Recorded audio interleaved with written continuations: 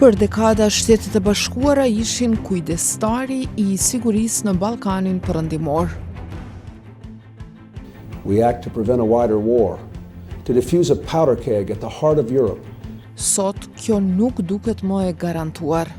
Politika e re amerikane nuk premton mbështetje të pakushtësuar. So I'm very worried about how it fits into that Russia-China dynamic.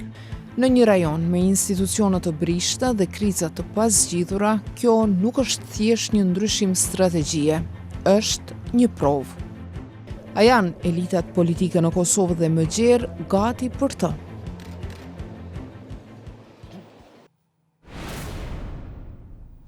Shikues të nderuar, përshëndetje, mirë se vini në edicionin e ri të Ekspozes, magazinës së përjavshme televizive të Radios Evropa e Lirë. Unë jam Valona Tila.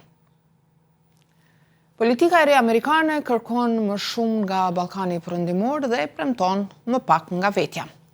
Ajo zhvendos fokusin te bashkëpunimi ekonomik dhe lën në plan të dytë rolin tradicional politik dhe të sigurisë. Në një rajon me institucione të brishta dhe tensione të hapura, kjo qasje nuk është pa rrezik. Bashkëpunëtoria e Institutit Amerikan të Ndërmarrjeve, Heather Conley, veçon Bosnjë-Hercegovinën dhe Kosovën si vendet më të cenueshme. E para për shkak të strukturës së fragmentuar shtetërore dhe ndarjeve etnike, e dyta për shkak të mosmarrëveshjeve të vazhdueshme me Serbinë dhe varësisë nga Bashkësia Ndërkombëtare për Sigurinë. Ajo thotë se zhvendosja drejt pronësisë lokale, pa leadership të qartë dhe pa strategji të detajuar, mund të thellojë bllokadat ekzistuese dhe të forcojë aktorët nacionalistë dhe të korruptuar. Ndonse e konsideron të nevojshme qasjen e re. My view is that supported local solutions are the best. Unë mendoj se zgjedhjet duhet të vinë dhe të mbështeten nga vetë vendet, sepse kjo është mënyra më e mirë për të ecur përpara. Përpjekjet e forcave të jashtme transatlantike për të imponuar zgjidhje nuk kanë pasur sukses, pavarësisht se janë provuar si mbi njërin ashtu dhe mbi tjetrën palë. Kosova dhe Serbia, për shembull, I kanë shfrytzuar marrëveshjet për të rritur nacionalizmin në të dyja anët. Using the agreement to help whip up nationalism in both sides. Departamenti Amerikan I Shtetit publikoi nga fundi I majit një raport të ri për politikën e SBA-s në Ballkanin Perëndimor në përgjigje të një kërkese të Kongresit Amerikan. Dokumenti thekson se epoka e ndërtimit të shteteve në udhëheqjen amerikane ka përfunduar dhe se angazhimi I SBA-s do të fokusohet më shumë në stabilitet dhe partneritete me përfitim të ndërsjellë se sa në ndërhyrje direkte për rindërtim apo shpëtim të rajonit. Radio Evropa e Lirë u drejtua qeverisë në detyrë të Kosovës dhe Këshillit të Ministrave të Bosnjë dhe Hercegovinës për koment mbi dokumentin amerikan, por nuk mori përgjigje nga asnjëri institucion. Ajo që vihet re është se qasja amerikane tani dallon qartë nga politika e viteve 90, ku Shtetet e Bashkuara luajtën rol të drejtë për drejtë në zgjidhjen e konflikteve në Ballkan. Atë kohë, Washingtoni udhëhoqi procesin e arritjes së marrëveshjes së Daytonit për t'i dhënë fund luftës mbi 3 vjeçare në Bosnjë, ndërsa më vonë drejtoi fushatën ajrore të NATO-s kundër forcave serbe për të ndalur dhunën dhe suastrimin etnik në Kosovë. We act to prevent a wider war. Po veprojmë për të parandaluar një luftë më të gjerë dhe një fuqi baruti në zemrat e Evropës që ka shpërthyer 2 herë gjatë këtij shekulli me pasoja katastrofike. Po veprojmë për të qëndruar të bashkuar me aleatët tanë për paqe.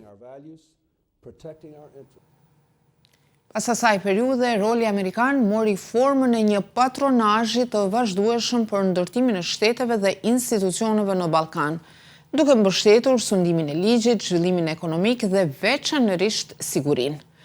Radio Evropa e Lirë u drejtua Departamentit Amerikan të Shtetit me pyetje lidhur me qasjen e re në rajon dhe ndikimet e saj, por nuk mori përgjigje.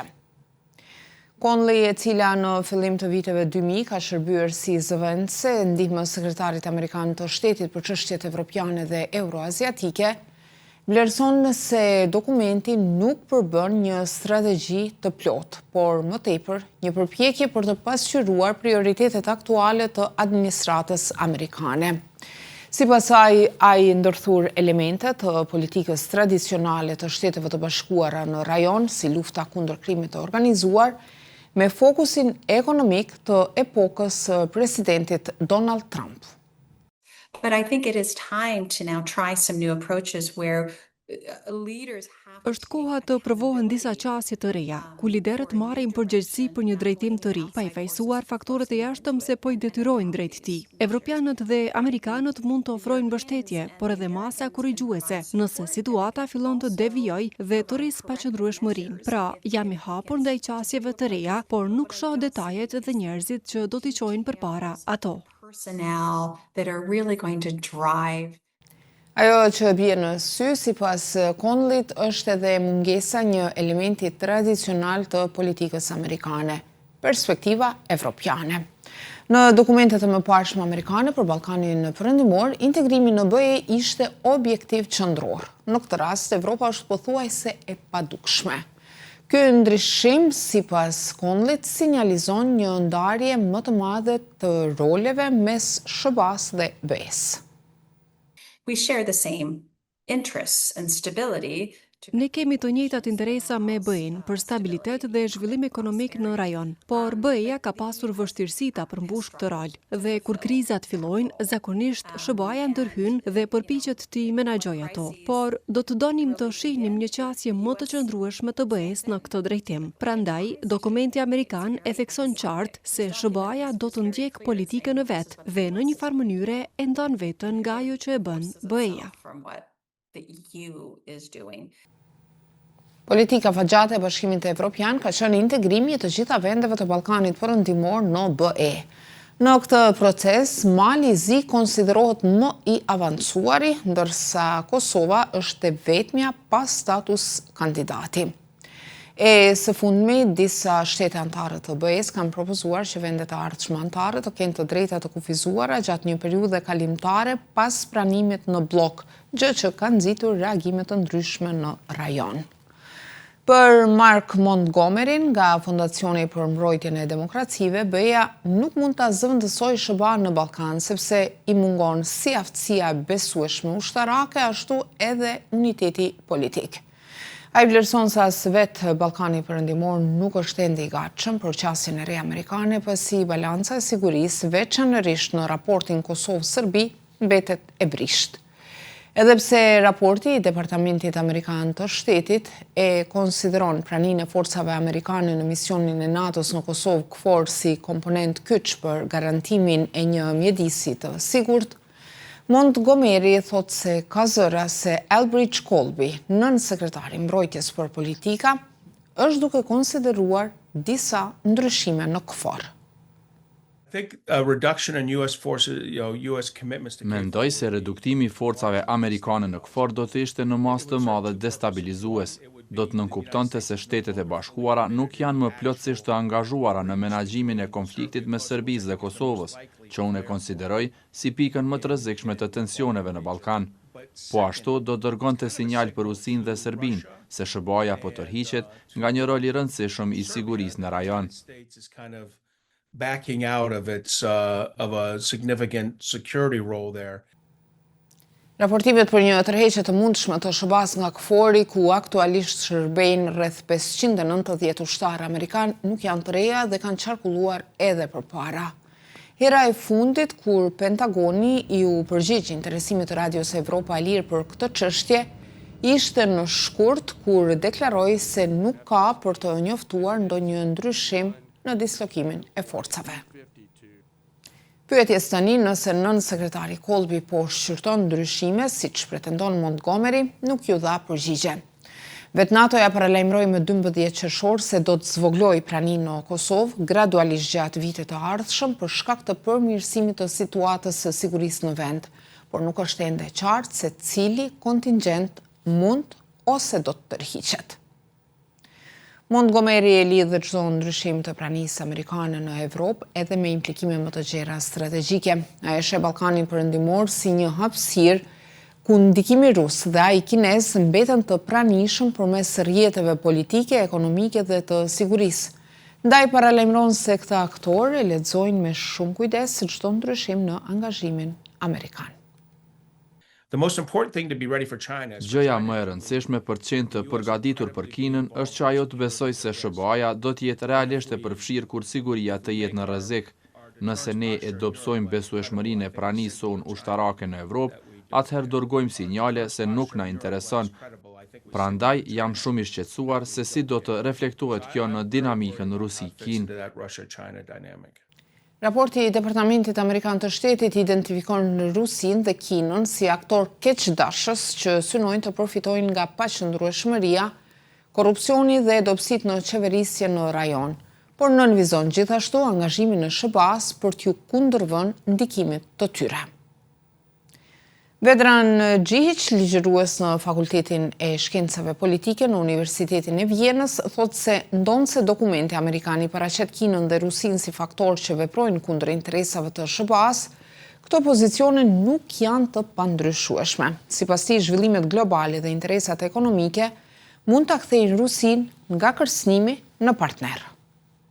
There is a end of the war in Ukraine if Nëse përfundon lufta në Ukrainë dhe Shtetet e Bashkuara të Amerikës kanë interesa të mëdha ekonomike si në krijimin e bizneseve me Rusinë apo në shfrytëzimin e burimeve minerare dhe sektorit të energjisë në Ukrainë, atëherë mund të përfundojmë në një situatë ku Rusia bëhet partnere Shteteve të Bashkuara të Amerikës edhe në Ballkanin Perëndimor. Në një skenar të tillë mund të imagjinohet që Rusia dhe Shtetet e Bashkuara të Amerikës të angazhohen bashkë në projekte biznesi, për shembull në sektorin e energjisë në Bosnje apo në Serbi.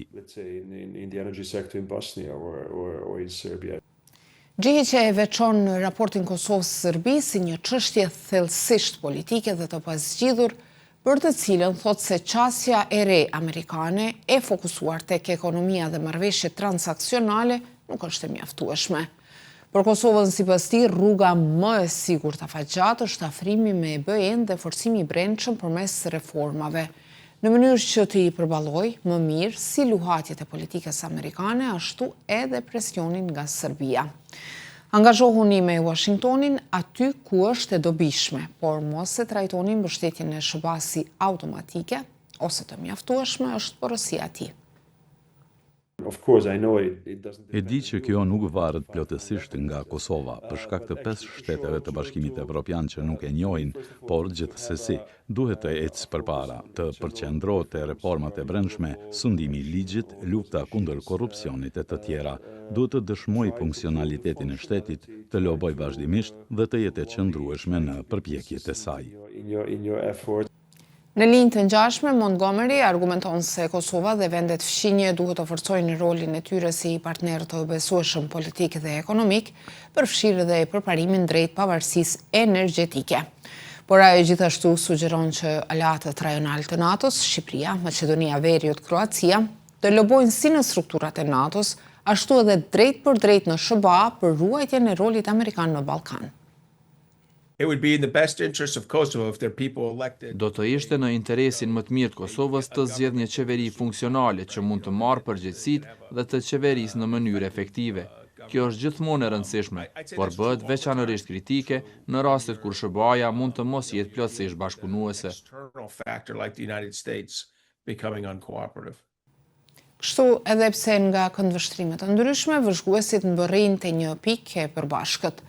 Çdo hap prapa i SBA-s nuk mbetet bosh, por krijon hapësirë që mund të mbushet nga pasiguria ose nga ndikimi i aktorëve konkurrues.